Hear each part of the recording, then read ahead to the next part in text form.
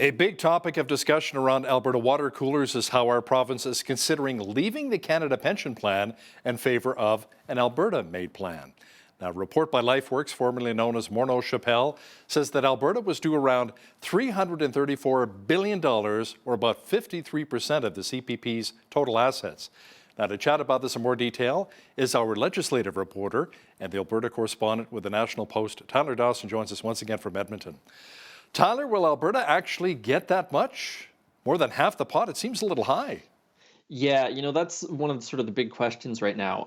The way that LifeWorks came up with this calculation is that when the CPP was created by law back in 1966, there was a sort of formula devised for any province that decided to leave. And basically, the idea was that you could walk away with whatever your contributions had been minus whatever had been paid out. So, province had put in $1,000, they decide to leave, but they paid out $50, they'd get, $950 back. So that's sort of how they ended up with this number. But as you say, it's a colossal number, and CPP Investments, the board that oversees the Canada Pension Plan, basically said that this is made up math. It's not going to happen. That's an outrageous amount of money, so on and so forth, which isn't totally surprising. I mean, some of the other provinces, BC has spoken out on this, and I believe Newfoundland and Labrador have as well. And they basically said, this is how can 11 or 14% of the population walk away with 53% of the total assets? So it is maybe sort of the opening gambit. This is what we want, but we'll be happy if we get, some smaller number. But that number makes it look pretty good. But there's certainly considerable debate, I would say, over whether or not Alberta is actually going to get that if it goes down this road. And there are rumblings coming out of Pierre Poilievre's camp that he's not happy about hearing that Premier Smith is pushing to have Alberta opt out of the CPP. They say this will give Prime Minister Justin Trudeau some ammunition, saying that he will save Albertans' CPP.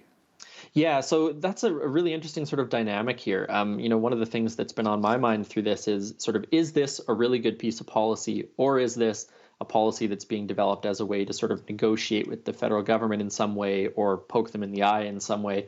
Because, of course, this all came out of the Fair Deal panel, right? Which was about sort of seizing more power for Alberta, but also had the political agenda of sort of sticking it to the federal government a little bit.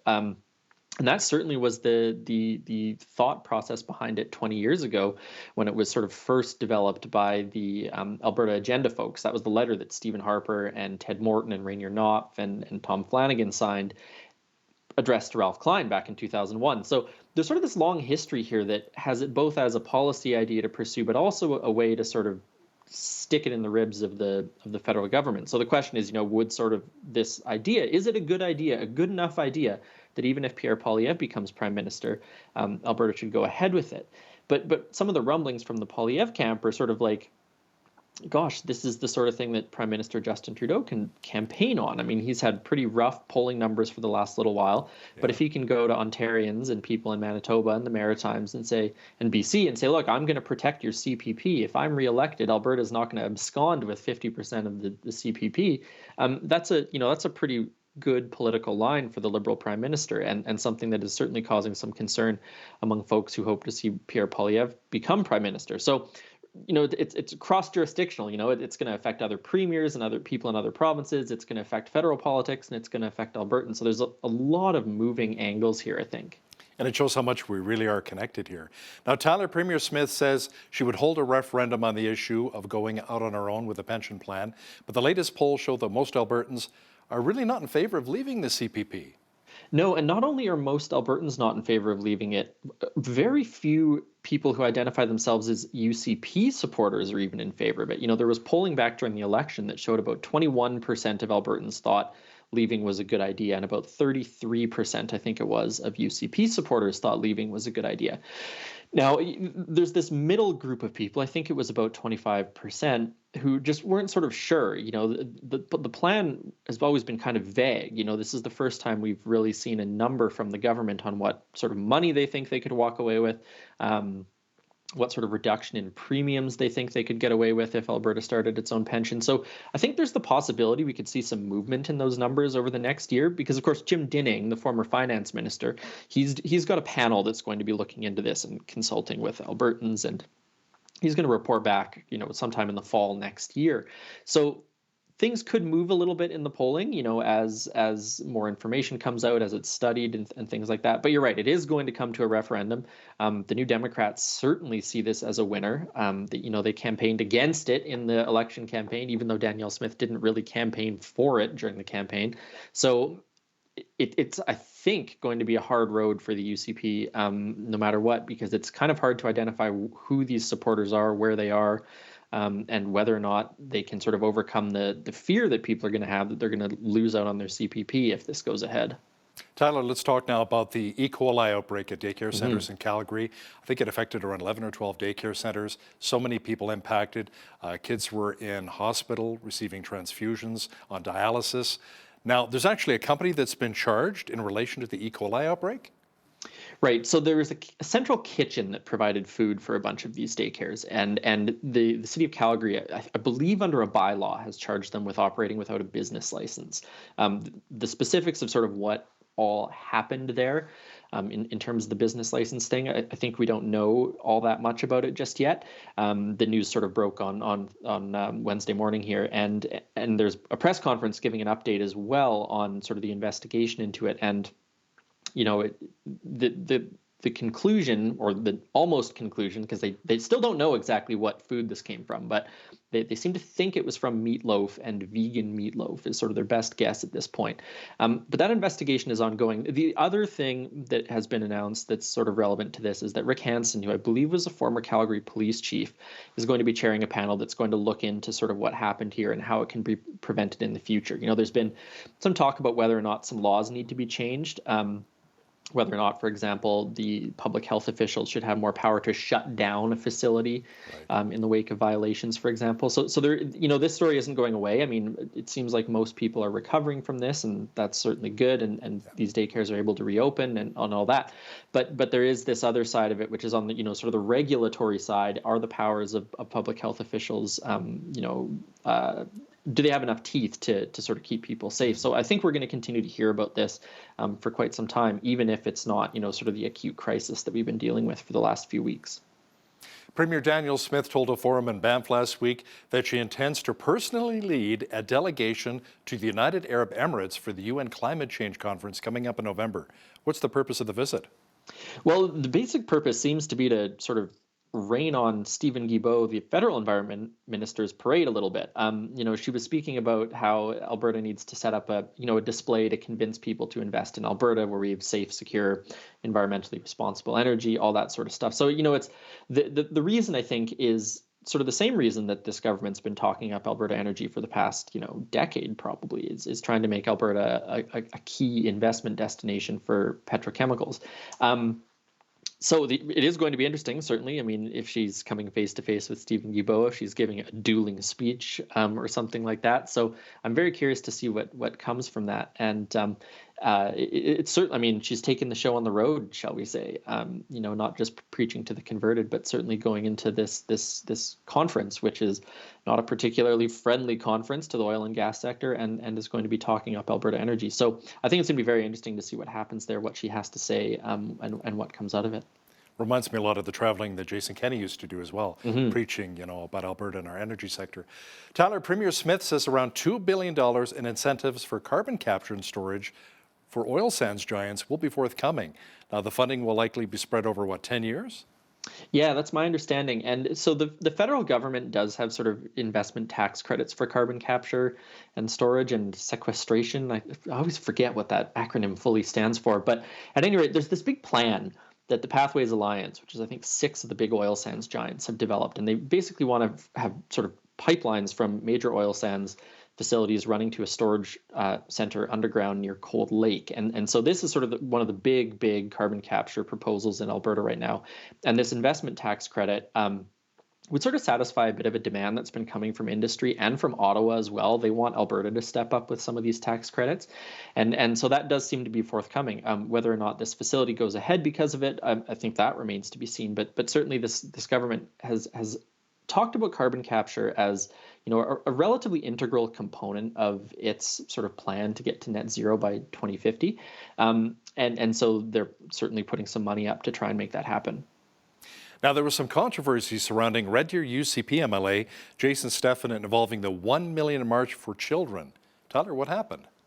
Well, he spoke at it is the short version of it. There was obviously rallies, although I believe Lethbridge had one, Edmonton and Calgary certainly had them. They were all over the country. And Jason Steffen had given a speech, and the NDP caught wind of it and basically said, that this was hateful conduct and there was no that he shouldn't be in the UCP caucus anymore, called on Danielle Smith to boot him out of caucus, that sort of thing.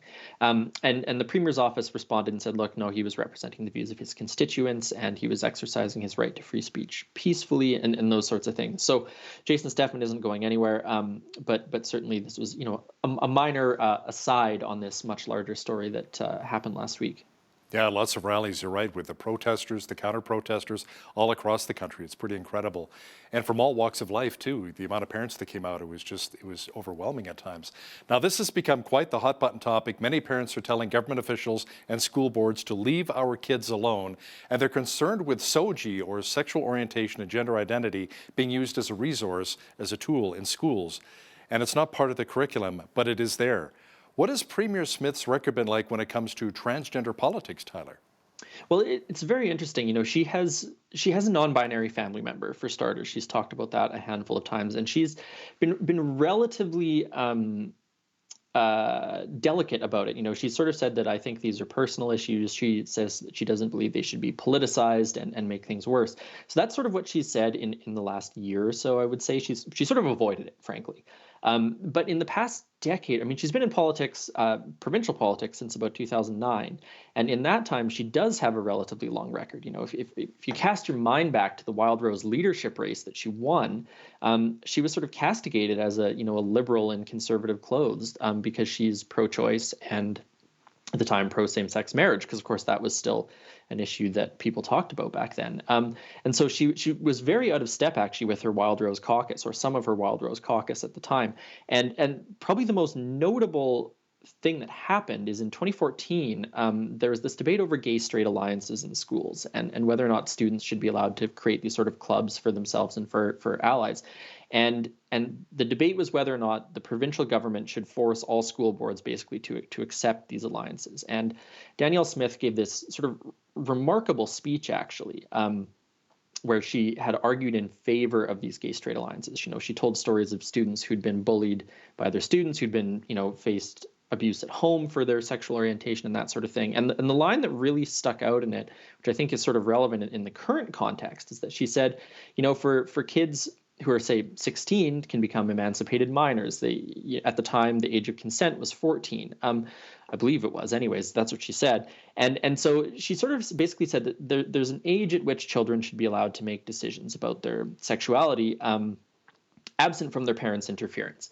And so these are some of the lines that she had in that speech. I think you could almost imagine being said now by people who believe that there should be sexual orientation and gender identity education in school. So it's a really long-winded way of me saying that it's not totally clear what side of this she's on, but certainly her past remarks suggest that she is not particularly sympathetic to what is going to be some of the people in her caucus and some of the people in her grassroots who have concerns about these policies. And the reason why I gave that long ramble is to get around to the convention that's coming up in November, where she's almost certainly going to have policy resolutions debated among the party's grassroots that talk about these issues. And they may be out of step with what she personally believes. And this was a problem for Jason Kenney because he had grassroots groups who wanted socially conservative policies, and he basically said, no, I'm the leader. We are not going to have another Lake of Fire incident. We're not going down this road.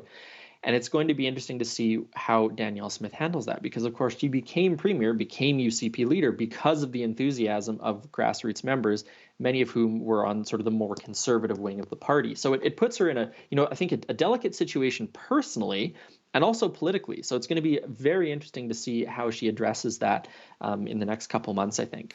Tyler, the province announced new spending initiatives, including $12 million towards 2,000 new trade apprenticeship positions. Tell me more about that. Yeah, so as you say, the government is putting up some money for trade apprenticeship spots. It actually brings the total spending for 2023 up to about $54 million. So there's clearly just huge demand for these positions, and the government is sort of putting up money to make sure they happen. And I find it's interesting because sort of 10, 15 years ago when I graduated high school, everyone was going into the trades. There was so much demand for it. And it felt like there was a period of time in the last sort of 5 years with the ups and downs of the oil sector that it had, demand for that had kind of gone up and down a little bit, but certainly there seems to be tons of demand right now, and so the government is putting a lot of money into that. So a booming trade sector, I suppose, is still part of the Alberta economic identity, I would say. You know what's interesting is I had a guy come over and fix our garage door and put some new weather stripping around it and adjust it. And he says, I'm the last of my kind. There are no kids wanting to go into this business in my trade to learn how to become a garage door specialist. So I thought that was quite interesting. Now, another spending announcement was the $1.7 million increase to help low-income households, including here in Lethbridge, gain more access to transit passes. That's right. So yeah, I mean, if you look at a transit pass in a major city, they're relatively expensive, and so this initiative is basically to sort of defray some of those costs so that lower income people are able to purchase transit passes. And it's not just in Edmonton and Calgary, as you alluded to. It's in Lethbridge as well. Hinton, Camrose, Leduc, Spruce Grove, I think, are all the places where this is sort of going ahead. So, obviously we're coming back to the legislature returning here shortly, and there's just been some of these announcements to sort of set the stage, change the tone or whatever, coming up to when people start yelling at each other in question period, I think. That's right. He's our legislative reporter and the Alberta correspondent with the National Post, Tyler Dawson. Thanks so much for joining us today from Edmonton. Thanks for having me, Hal.